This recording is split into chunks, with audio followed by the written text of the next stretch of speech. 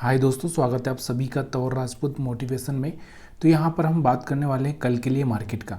कल मार्केट में क्या हो सकता है। देखिए, अगर हम बात करें कल की, तो उससे पहले यहाँ पर मैं आपको बताना चाहता हूँ कि मेरा एक और चैनल है तौर राजपूत वेल्थ, जिस पर मैं निफ्टी, बैंक निफ्टी के बारे में बताना चाहता हूँ, चार्ट एनालिसिस करता हूँ। अगर आप चाहते हैं वहाँ पर, तो वहाँ पर भी जाकर देख सकते हैं।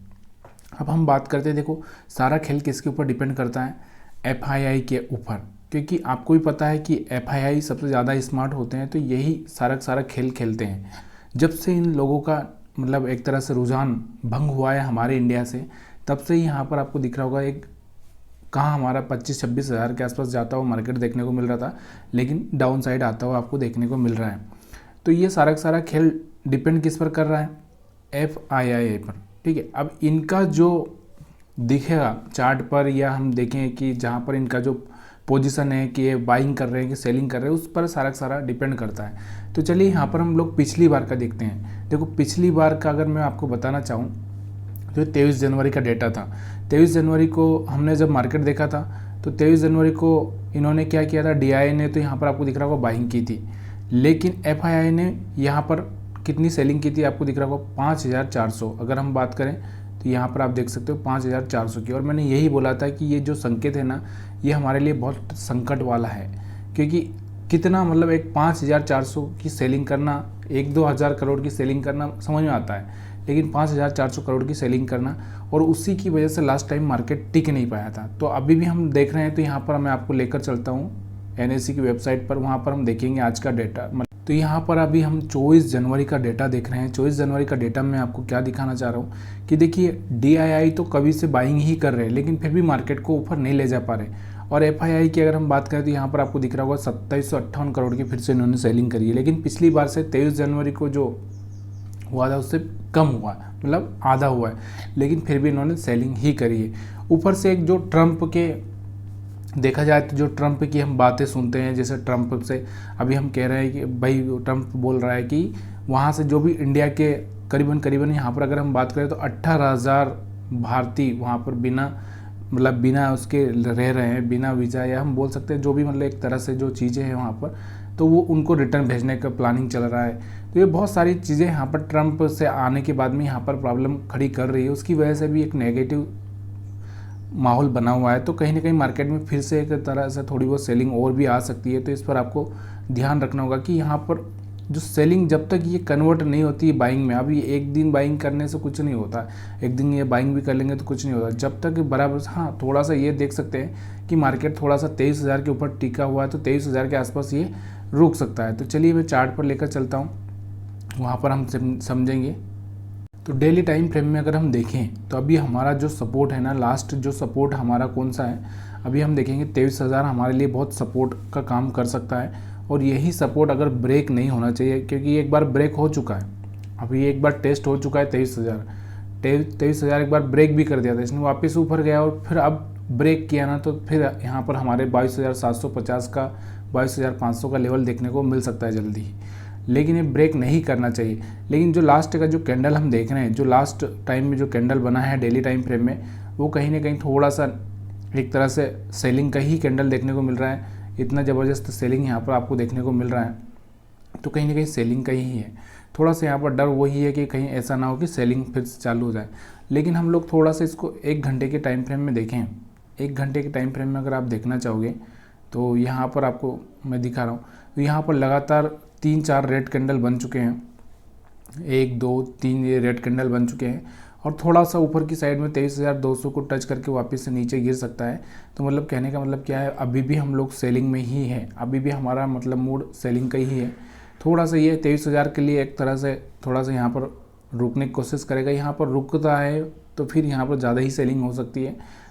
ठीक है, तो थोड़ा सा आपको ध्यान देना है। ये सडनली ये ब्रेक कर भी देगा तो थोड़ा सा क्या ऊपर आने के चांसेस ज़्यादा है, लेकिन थोड़ा सा रुक के अगर चल रहा है तो कहीं ना कहीं सेलिंग का प्रॉब्लम खड़ा कर देगा। तो यहाँ पर ये आपको समझ में आया होगा।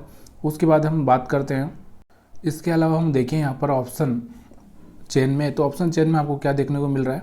देखिए यहाँ पर हमारे पास में जो एक कहें तो यहाँ से 23,000 का जो सपोर्ट है वो बना हुआ है, सपोर्ट बना हुआ है। और 23,200 अभी हमारे लिए क्या काम कर रहा है, रजिस्टेंस का काम कर रहा है। तो 23,200 हमारे लिए रेजिस्टेंस का काम करेगा और 23,000 हमारे लिए सपोर्ट है। अगर इसके बाद में अगर होता है तो सीधे 22,800 और उसके बाद तो आपको पता ही है कि फिर 22,500 ही हमारे लिए इंपॉर्टेंट रहेगा।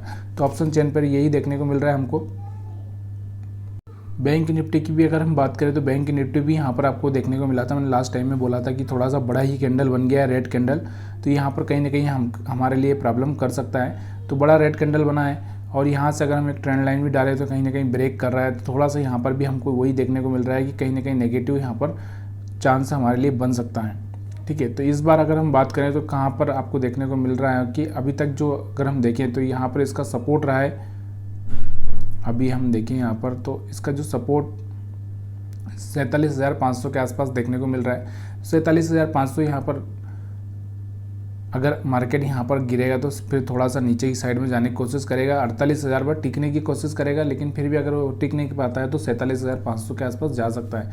1 घंटे के चार्ट पर अगर मैं आपको दिखाना चाहूँ ये सब, तो यहाँ पर आपको देखने को मिल रहा होगा कि बराबर यहाँ पर थोड़ा सा एक कैंडल बना है, जो कैंडल चाहता है कि यहाँ से नीचे से थोड़ा रिजेक्शन देखने को मिल रहा है। लेकिन अगर मार्केट में थोड़ा सा नेगेटिव चांसेस देखने को मिला तो ये कुछ नहीं कर पाएगा। यहाँ पर आपको दिख रहा होगा थोड़ा सा यहाँ पर हैमर जैसा कैंडल देखने को मिल रहा है, लेकिन अगर इसका हाई ब्रेक होगा तभी जाके हम लोग समझ पाएंगे कि थोड़ा सा मार्केट ऊपर की साइड में सस्टेन कर सकता है। तो यहाँ पर ये चीज़ें देखने को मिल रही है।